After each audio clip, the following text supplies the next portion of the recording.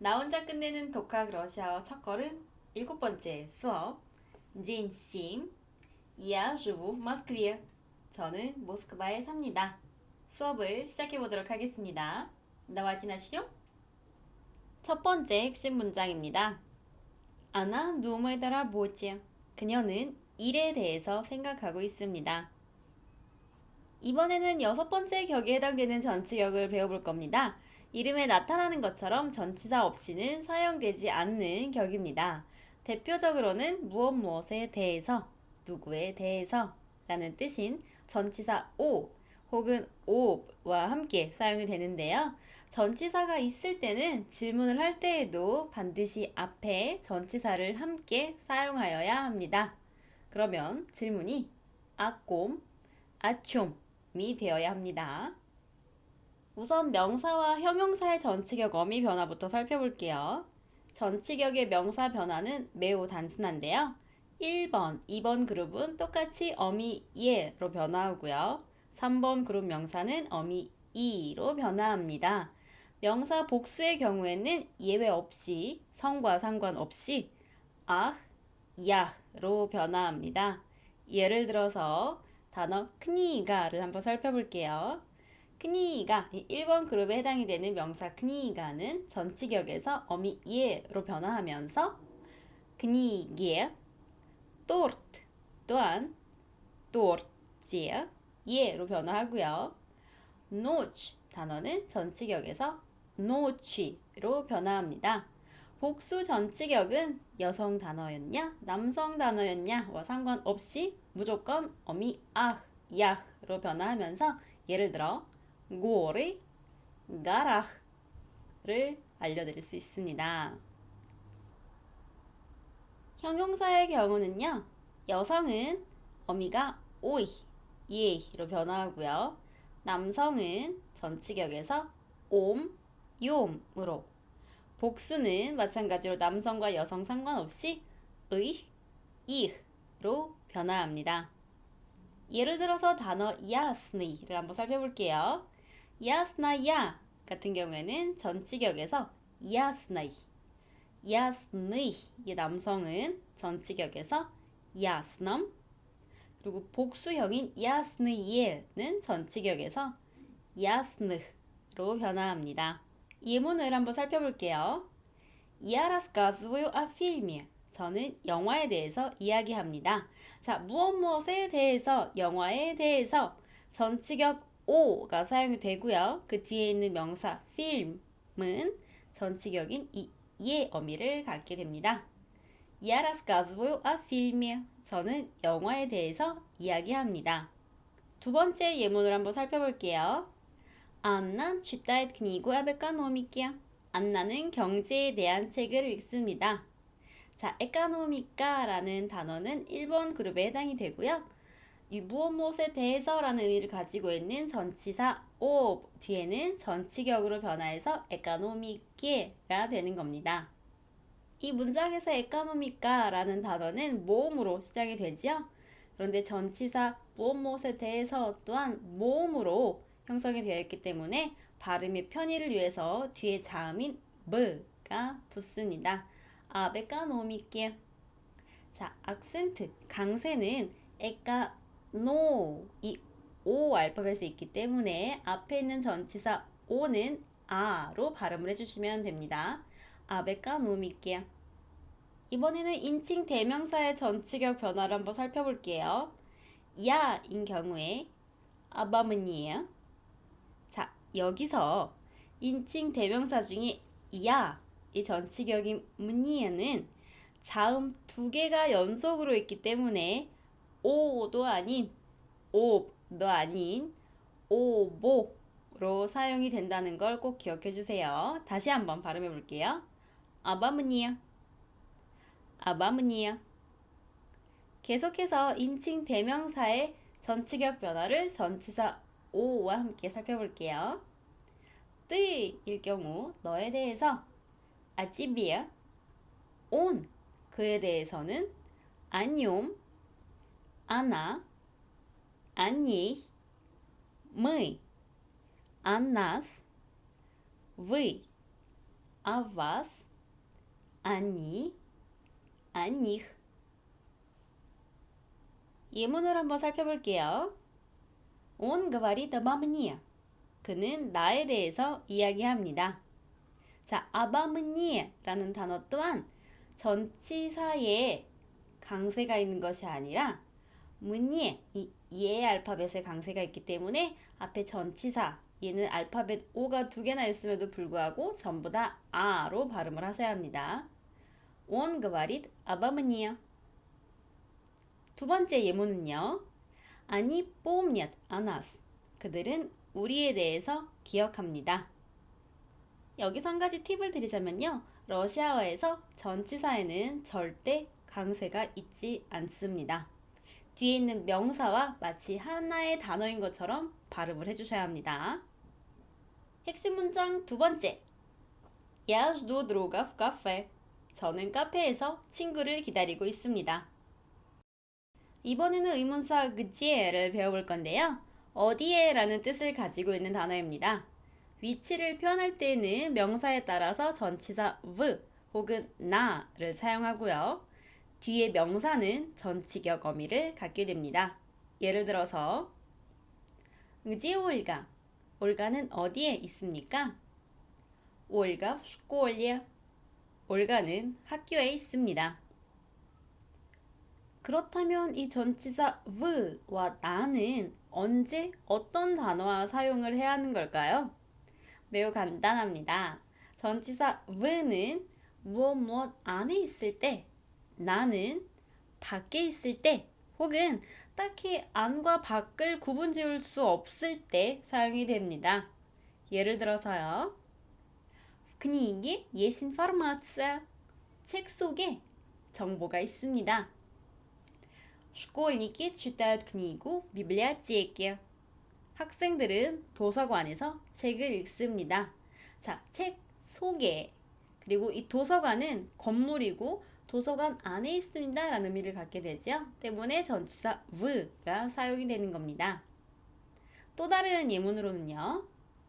마리아 отдыхает на острове. 마리아는 섬에서 쉬고 있습니다. 이 섬이라는 단어는 건물 안이 아닙니다. 때문에 전치사 나가 사용이 되는 거고요. Папа сейчас на работе. 아빠는 지금 일을 하고 있습니다. 직역을 하자면 아빠는 지금 일터에 있습니다. 이 라보타라는 단어는 일 혹은 이런 문장에서는 일터라고 번역이 되는데요. 자, 이 일터라는 것은 건물 안인지 혹은 건물 밖인지 딱히 디테일하게 설명이 들어가기 전에는 아무도 모르는 거예요. 때문에 전치사 나가 사용이 되는 겁니다.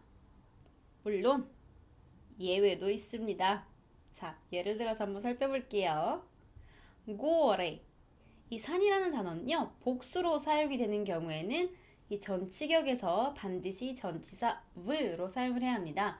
아까 섬을 예로 들었을 때 이 섬은 바뀝니다. 때문에 전치사 나를 사용했습니다. 이 산도 마찬가지로 바뀌기 때문에 나라는 전치사를 사용해야 할 것 같지만 이 산이 단수로 사용이 되는 경우에는 나라는 전치사로 복수로 사용이 되는 경우에는 v라는 전치사로 사용이 되어야 합니다. 자, 다음 단어로는요. отпуск, в отпуске.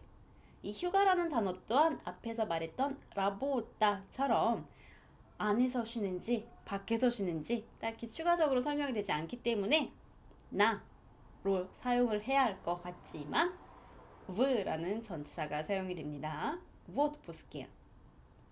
Кухня, на кухне.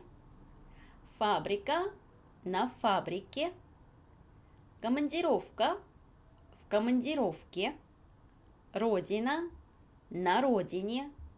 Вокзал, на вокзале. почта, на почте.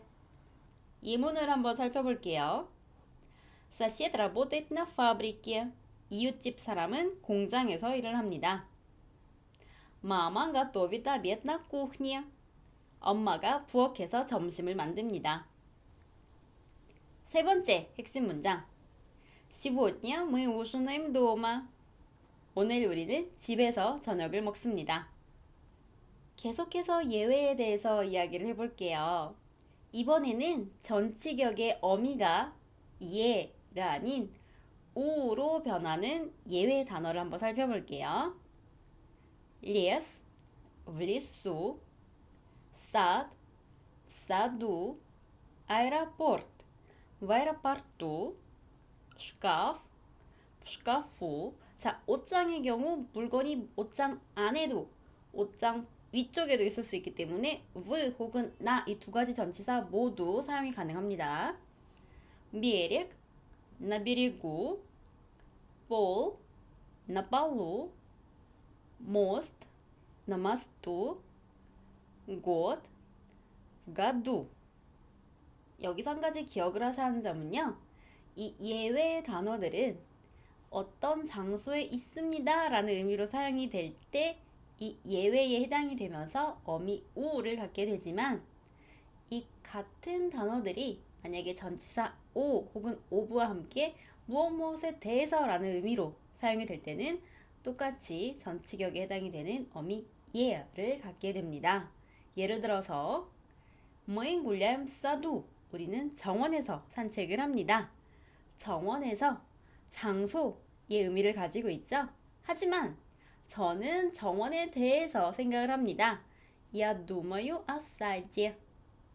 이 오라는 전치사와 함께는 어미 예로 변화합니다. 한 가지 또 기억을 해야 하는 점이 있습니다. 명사 중에서 두 개의 모음으로 끝나는 이, 야 혹은 이, 예 어미는 전치격에서 반드시 어미 이로 변화를 합니다. 예를 들어서 Мы учим новые слова на лекции. 우리는 강의에서 새로운 단어들을 배웁니다.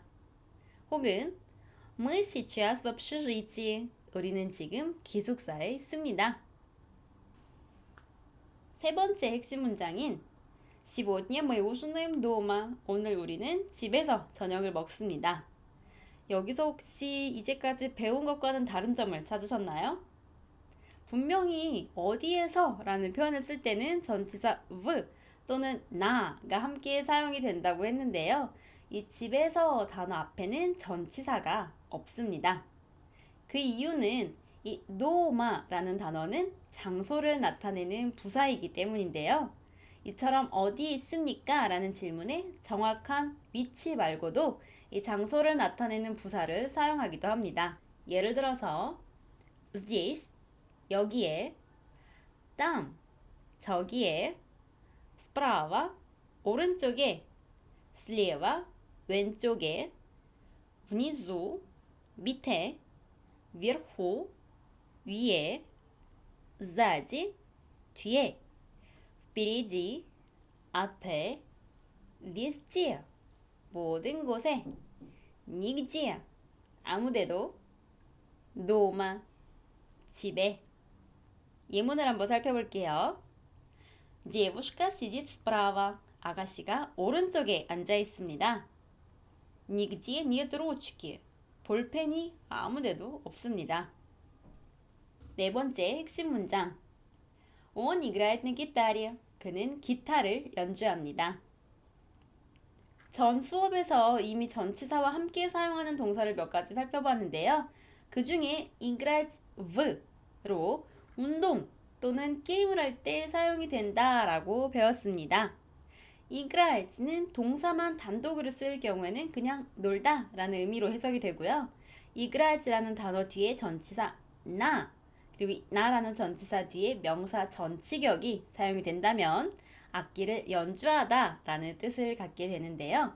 여기서 기억해야 할 점은 게임 혹은 운동을 한다라는 의미에서는 대격을, 악기를 연주하다라는 의미에서는 반드시 전치격을 사용을 해야 한다는 점 꼭 기억해 주세요.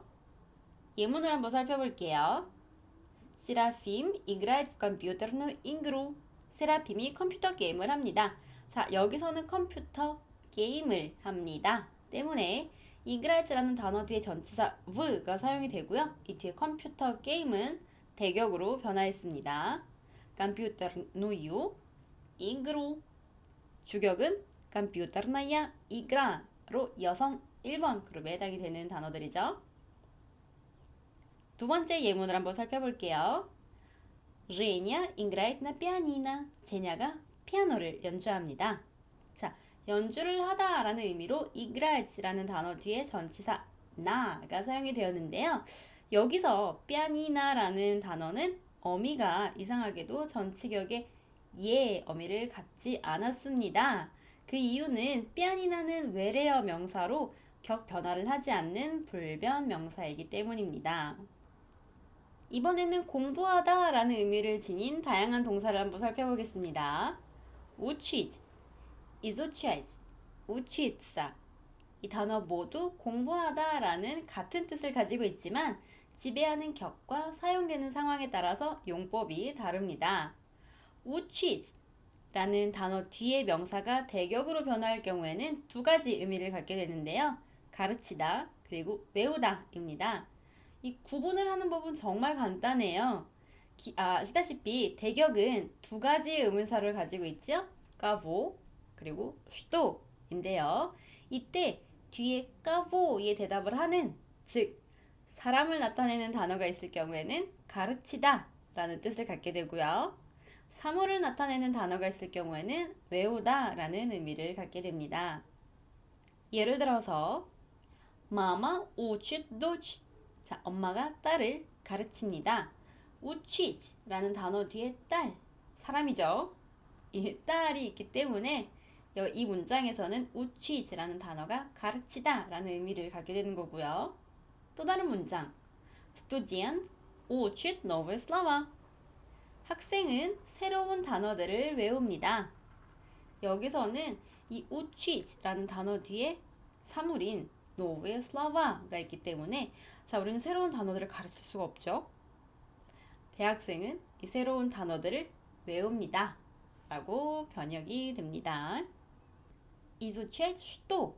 изучat라는 동사 뒤에는 명사가 반드시 대격으로 사용이 되어야 하는데요. 학문을 익히다 라는 의미를 가지고 있습니다.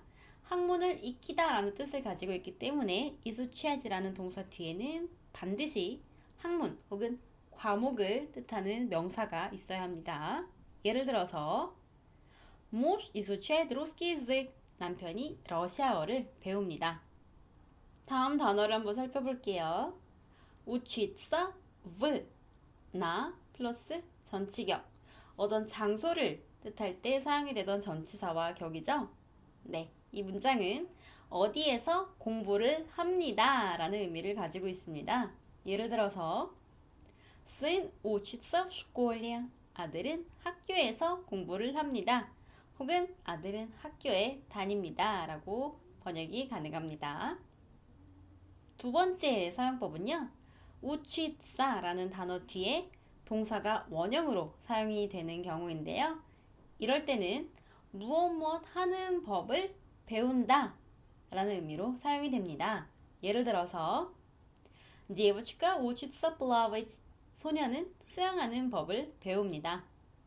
이번에 배운 걸 바탕으로 회화를 한번 살펴볼게요. Марина, где мой учебник?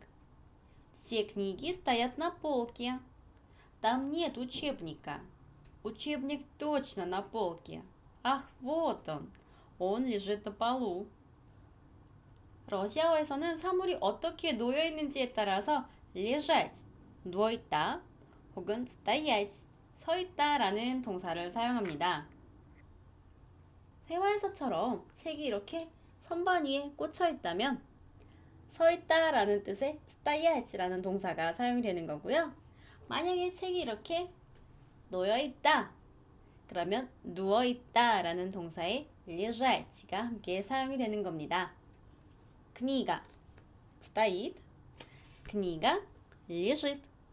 이번 수업은 여기까지입니다. 핵심 문장 뒤에 연습 문제와 러시아 음식과 관련된 문화 이야기도 준비했으니 꼭 확인해 주시고요. 이것만으로는 부족하다, 좀 더 자세한 강의를 듣고 싶으시면 위에 버튼을 확인해 주세요. 오늘도 모두 молодцы! 영상 끝까지 봐주셔서 스파시바! 이번 영상이 마음에 드셨다면 좋아요와 구독을, 랜덤으로 업로드되는 영상을 놓치고 싶지 않다면 유튜브의 이 종소리 버튼을, 레나의 소식이 궁금하시다면은 인스타그램 팔로우 пожалуйста. 자, 그럼 우리는 다음 시간에 만나요. 빠까.